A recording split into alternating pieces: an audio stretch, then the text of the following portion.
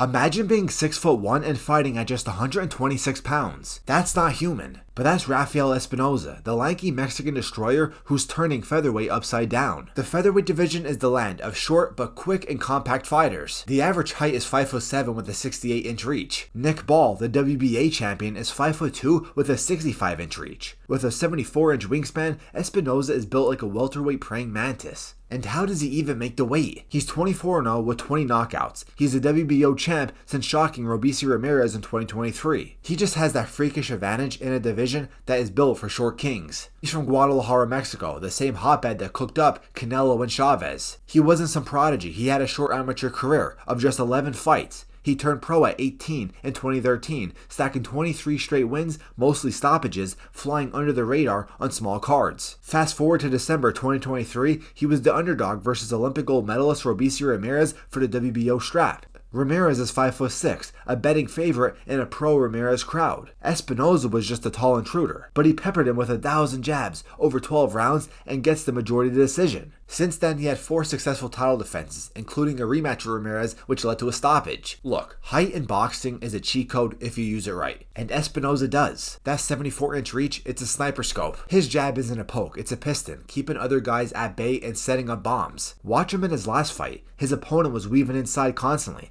but Espinoza's long right hand clips him from angles no one sees coming. Now I'm 6'2", 185 pounds. I'm also an amateur boxer. I can't even imagine cutting 15 pounds, alright? 185 pounds, I can't even think of cutting below 170.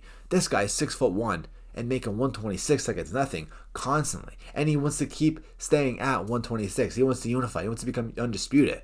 Unbelievable how he does this. The same goes for Sebastian Fedora. I'm sure you all know. He's a freak of nature as well. 6'6", taller than most heavyweights, and he's fighting now 154 pounds. And the funny thing is, Fedora kind of looks in worse condition more than Espinoza does, making 126. But of course, Fedora, we all know, is a very good fighter. But going back to Espinoza, he's really becoming one of my favorite fighters. Of course, these lower weight divisions, anything basically featherweight and lower, it's hard to really get the attention it deserves. Lately, it's been doing good. Of course, you have Inoue at super bantamweight, one of the best fighters of all time, definitely the best Japanese fighter of all time. I can't wait for him to move up to featherweight. But the featherweight division, comes and goes. We have some young guys, Nick Ball, Shushu Carrington, Leo, Espinoza. But when you compare, of course, to the bigger divisions, anything over lightweight, it's really hard for, these guys to get the attention they deserve. But Espinoza is only 31 years old, and he wants to stay at featherweight. He wants to unify. He wants to pick up more belts, and I love to see that. And realistically, he could beat guys like Leo. He could beat Fulton, all right? Fulton doesn't have the power to really affect Espinoza. Really, Espinoza could stay, pressure Fulton, and really beat him. Nick Ball is definitely a questionable one as well, because Nick Ball is 5'2". He has some power, he has some pop, but 5'2" versus 6'1", that's almost a whole foot taller.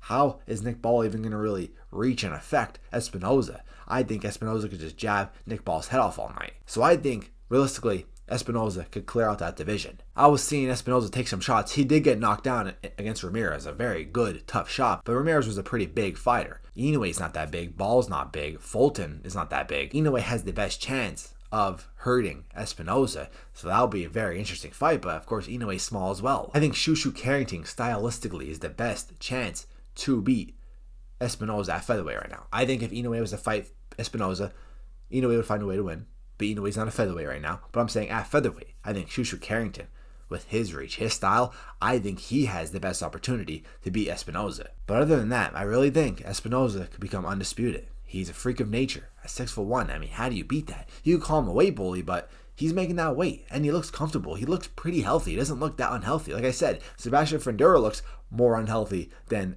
Espinoza, and that's not putting any of those guys down, but he looks kind of a regular person off the street, right, who just doesn't need as much at 126. It's impressive stuff, freak of nature stuff. I really think he could clear out the division. I'm excited to see what he does. He's becoming one of my favorite fighters. Watching him fight like Fedora did. Fedora really became a complete fighter where he could fight in the inside as well. Big, tall guys like that should not be fighting in the inside, but if they can make it work, they can make it work. How could I complain? I'm seeing some glimpses of Espinoza trying to fight in the inside. Use his strength, use his size. Hey, go for it. Who do I want to see next? Well, I want to see Espinoza really try to unify now. No excuses. His next fight should be for a unification bout. There's 3 other belts to pick up, all from 3 different guys. He could beat all 3 of those guys. I want to see him unify. So let me know what you guys think down below of Rafael Espinoza. What do you think of him? Freak of nature, right? 6'1", 126 pounds, Who do you want to see him fight next? Could he beat everybody? Could he become undisputed? Let me know down below in the comments. I'd really appreciate if you subscribed. Help me get to 25,000 subscribers. I really appreciate it, guys. I'm working so hard on this channel, and I appreciate every single one of you guys watching my videos. I'm out, guys. Peace.